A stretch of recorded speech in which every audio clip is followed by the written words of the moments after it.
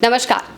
Samajwadi party PDA के फॉर्मूले पर चुनाव लड़ रही है, लेकिन वो अलग अलग वर्ग को भी साधने की कोशिश कर रही है पूरी तरह से। ब्राह्मणों और ठाकुरों को भी वो पीडीए का हिस्सा बता रही है। अखिलेश यादव बीते दिनों कई ऐसे ब्राह्मण नेताओं से भी मिले, मीटिंग भी की। इसके अलावा वो ठाकुर नेताओं से भी मिलते हुए दिखाई दिए थे। लेकिन अब खबर सामने आ रही है कि उन्होंने कुछ ब्राह्मण नेताओं के टिकट फाइनल कर दिए हैं। कौन है वो नेता, किनका टिकट फाइनल हो सकता है, ये जानने के लिए हमारे साथ चंद्रकांत जी मौजूद है। चंद्रकांत जी, किन ब्राह्मण नेताओं को सपा टिकट देने वाली है? देखिए, समाजवादी पार्टी ने हमेशा से ब्राह्मणों को अपने साथ जोड़ने की कोशिश की है। ये कोई आज की बात नहीं है। मुलायम सिंह यादव के समय से आप देखिए तो स्वर्गीय जनेश्वर मिश्र समाजवादी पार्टी के राष्ट्रीय उपाध्यक्ष रहे। माता प्रसाद पांडे उत्तर प्रदेश की विधानसभा के अध्यक्ष रहे, जिनको आज आप नेता प्रतिपक्ष के तौर पर देख रही हैं। वयोवृद्ध नेता हैं, समाजवादी पार्टी के ब्राह्मण नेता हैं।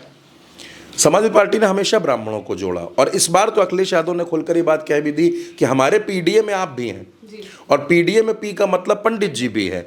क्यों ब्राह्मणों को जोड़ने की कोशिश हो रही है, सवाल ये भी अहम है। मैं उन नामों पर भी आऊँगा जिन नामों की चर्चा बहुत ज़्यादा हो रही है, जिनके बारे में बात करना ज़रूरी है।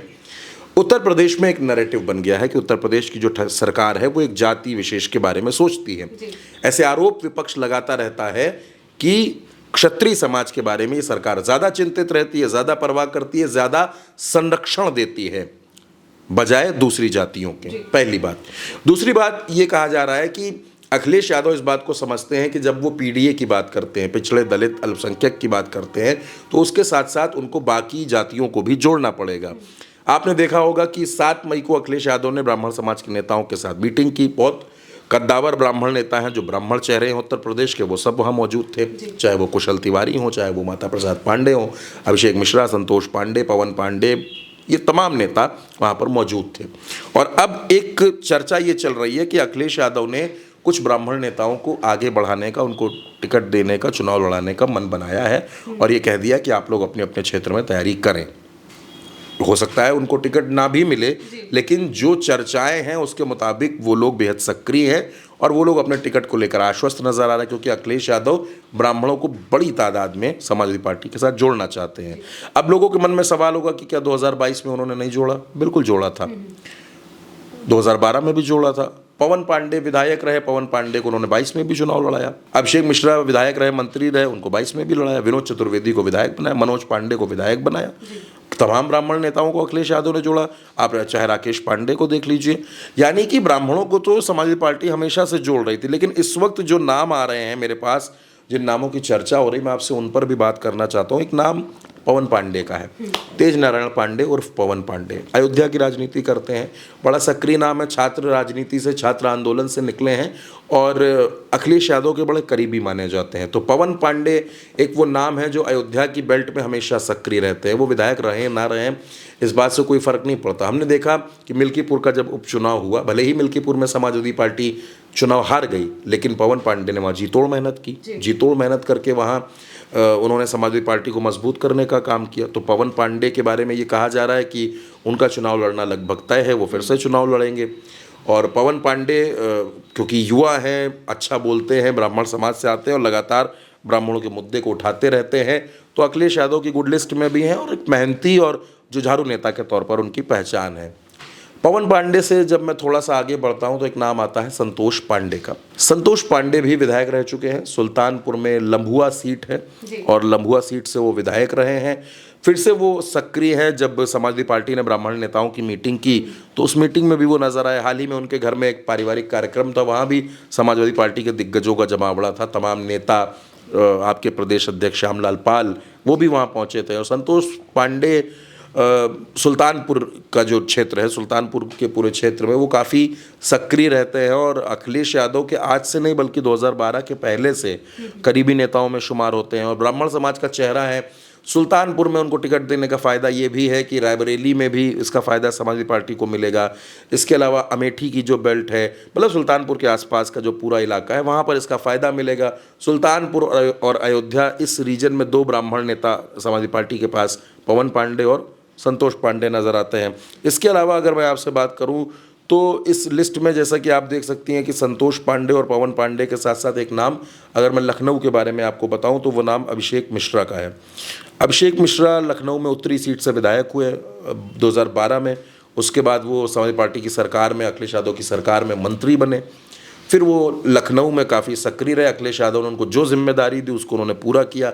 आपको याद होगा 2022 के चुनाव में परशुराम के मुद्दे पर सबसे ज़्यादा सक्रिय अगर कोई चेहरा रहा तो वो अभिषेक मिश्रा का था। अभिषेक मिश्रा ने ही इस पूरे नैरेटिव को बनाया था ब्राह्मण समाज को लेकर। हालांकि पिछला चुनाव वो सरोजनी नगर से लड़े और सरोजनी नगर उनके लिए नया इलाका था, वहाँ पर डॉक्टर राजेश्वर सिंह से वो चुनाव हार गए। लेकिन अब ये कहा जा रहा है कि अभिषेक मिश्रा को अखिलेश यादव फिर से टिकट देंगे। अब सरोजनी नगर से टिकट देंगे या लखनऊ उत्तरी से देंगे ये फिलहाल तय नहीं है, लेकिन ये बात ज़रूर है कि अभिषेक मिश्रा का चुनाव लड़ना 99% कन्फर्म है। वो चुनाव लड़ेंगे। और जो मैंने आपसे जिक्र किया था अभी एक मीटिंग का, उस मीटिंग में अभिषेक मिश्रा भी मौजूद थे। अभिषेक मिश्रा समाजवादी पार्टी के प्रवक्ता भी हैं, अभिषेक मिश्रा समाजवादी पार्टी के राष्ट्रीय सचिव भी हैं और IIM के प्रोफेसर रहे हैं, काबिल व्यक्ति हैं, शानदार बोलते हैं और कई जगह हम देखते हैं वो लेक्चर्स देने के लिए भी जाते हैं। सब लखनऊ में रहते हैं, सबसे बड़ी बात है कि लखनऊ में रहते हैं, लखनऊ के मुद्दों को समझते हैं। उनका भी चुनाव लड़ना आप ये कह सकती हैं कि एक तरीके से तय है। सीट को लेकर मैंने आपसे कहा कि सरोजनी नगर या लखनऊ उत्तरी, कहाँ से वो चुनाव लड़ेंगे इस बारे में अभी कंफर्मेशन नहीं है, लेकिन वो चुनाव लड़ेंगे। इसके अलावा एक नया नाम जो इस लिस्ट में देखने को मिल रहा है वो है संजय पांडे का। संजय पांडे प्रतापगढ़ की सीट है विश्वनाथगंज, यहाँ राजनीति करते हैं। मैं जब इनके पिता का नाम आपको बताऊंगा तो आप समझ जाएंगे कि इनका राजनीतिक वजूद क्या है। ये राजाराम पांडे के बेटे हैं। राजाराम पांडे जी आज इस दुनिया में नहीं हैं, वो अखिलेश यादव की सरकार में मंत्री हुआ करते थे और बड़ा दबदबा राजाराम पांडे का उस प्रतापगढ़ के इलाके में हुआ करता था। हर जाति, हर वर्ग, हर धर्म के लोग राजाराम पांडे को अपना नेता मानते थे। राजाराम पांडे ने समाजवादी पार्टी को बहुत मजबूत किया। मुलायम सिंह यादव के ज़माने से वो समाजवादी पार्टी में सक्रिय रहे। एक जलजला उनका चला, एक दौर उनका चला और अब ये कहा जा रहा है कि राजाराम पांडे के बेटे संजय पांडे को प्रतापगढ़ की विश्वनाथगंज सीट से अखिलेश यादव चुनाव लड़ा सकते हैं। इसके अलावा एक नाम अमरपाल शर्मा का है। अमरपाल शर्मा समाजवादी पार्टी के नेता हैं। गाज़ियाबाद की एक सीट है साहिबाबाद, वो साहिबाबाद से विधायक भी रह चुके हैं और उनके एक बार फिर से चुनाव लड़ने की चर्चा है। और एक नाम सबसे ज़रूरी जिसको लेकर अखिलेश यादव ने बहुत जिक्र किए, हाथा उनको नहीं भाता, वो हाँ तिलक नहीं लुभाता, वो नाम विनय शंकर तिवारी का है। विनय शंकर तिवारी चिल्लूपार से विधायक रहे हैं। उनके भाई जो है कुशल तिवारी, मतलब भीष्म शंकर तिवारी उर्फ कुशल तिवारी, वो सांसद भी रहे हैं और पिछले अभी के लोकसभा चुनाव में बहुत कम अंतर से वो चुनाव हार गए।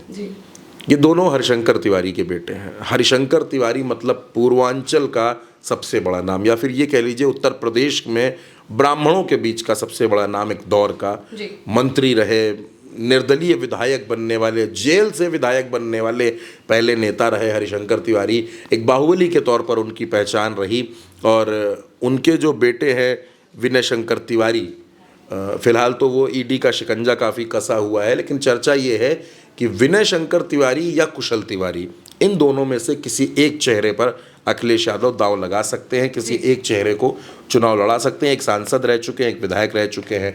कुशल तिवारी भी उस दिन लखनऊ आए थे, मीटिंग में मौजूद थे और इन दोनों में से कोई एक व्यक्ति चुनाव लड़ेगा। तो ये वो कुछ नाम हैं हमने सोचा कि जिनके बारे में दर्शकों को बताया जाए कि ये नाम चल रहे हैं उत्तर प्रदेश में। उत्तर प्रदेश में इनको लेकर चर्चा है कि ये लोग चुनाव लड़ सकते हैं, अखिलेश यादव इनको चुनाव लड़ा सकते हैं, इनको टिकट मिल सकता है।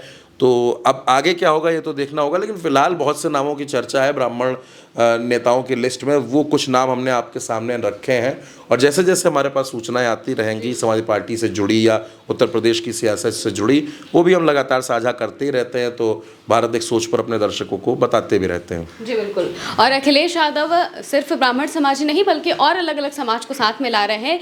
कहा जाता है कि वो ब्राह्मण विरोधी, उन्हें बार बार दिखाने की कोशिश की जाती है कि वो ब्राह्मण विरोधी हैं, लेकिन अखिलेश यादव अपने साथ काफ़ी सारी ब्राह्मण नेताओं को रखते हैं। और जिस तरह से चंद्रकांत जी ने बताया कि कई ब्राह्मण नेताओं के नाम सामने आ रहे हैं जिन्हें टिकट मिल सकता है। हालांकि आधिकारिक पुष्टि के लिए हमें कुछ वक्त का इंतजार करना पड़ेगा। वो भी अगर हमारे सामने आएगा तो हम आप तक पहुंचाते रहेंगे। जो भी बातें सामने आएंगी हम आप तक पहुंचाते रहेंगे। फिलहाल के लिए बस इतना ही। आप देखते रहिए भारत एक सोच।